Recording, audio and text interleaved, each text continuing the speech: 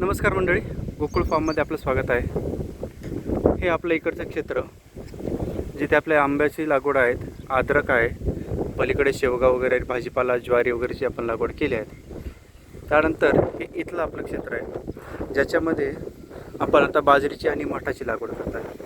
हे चिरस्थायी बेड आहेत ज्याला आपण बिना नांगरणी शेती म्हणतो. आता हे बेड हे वर्षानुवर्षे असेच राहणार. आपण यामध्ये नांगर किंवा कोणत्या प्रकारे ट्रॅक्टर वगैरे आपल्याला याच्यात घालायचं नाही. यातलं तणनाशक टाकायचं नाही यामध्ये, किंवा यामध्ये आपल्याला कोणतंही रासायनिक खत किंवा कीटकनाशक, बुरशीनाशक आपण टाकत नाही. आता आपण काय करतोय बघा, इथे ही जे बेड बनवले आहेत याच्यामध्ये इथे आपण बाजरी टाकली आहे. ही बाजरी आहेत, इथे पण बाजरी आहेत, आणि त्याच्यामध्ये इथे आपण मठ लावतोय. तसंच बघा, इथे बाजरी लावली आहेत, इथे बाजरी लावली, म्हणजे जवळपास दोघांमध्ये 1.5 ते 2.25 फुटाचं अंतर आहे, आणि मध्ये मठ लावला आहे. याचं कारण असं की मठ हे द्विदल कडधान्य आहेत, आणि द्विदल धान्य काय करतं तर हवेतील नत्र शोषतं आणि त्याचसोबत कार्बन स्थिरीकरण करतं. आता हे पहिलं वर्ष आहेत जिथे मी हे दुसऱ्यांचं क्षेत्र करायला घेतलं आहे, आणि हे क्षेत्र खूप दिवस असं पडीत होतं.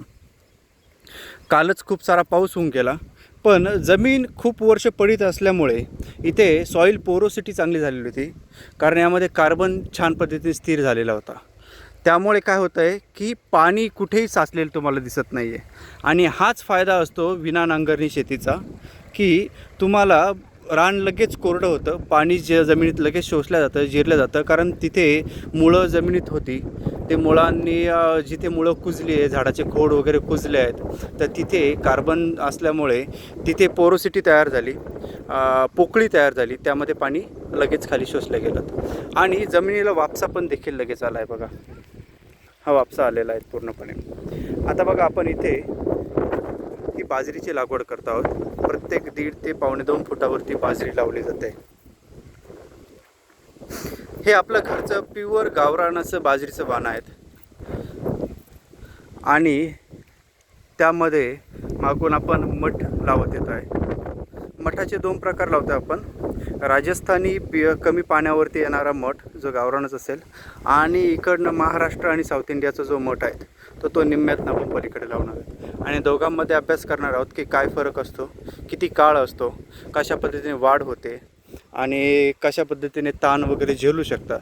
हे असं आपलं नियोजन चालू आहे. आपण आंब्याच्या आमराईमध्ये पण आपण अशाच पद्धतीने वेगवेगळे प्रकारचे द्विदल धान्य, जे कडधान्य आहेत, त्यांची लागवड केली. जवळपास 10 प्रकारच्या कडधान्याची तिथे आपण बेडवरती आंब्याखाली लागवड केली आहे. आता मी तुम्हाला हे दाखवतो बघा.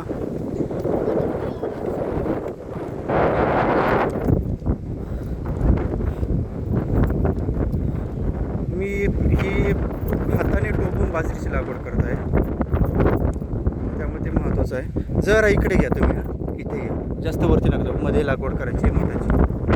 अशा पद्धतीने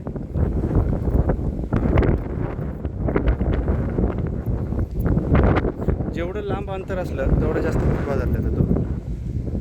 आणि मध्ये जो भाग आहे इथे आपण मोठं लावतो.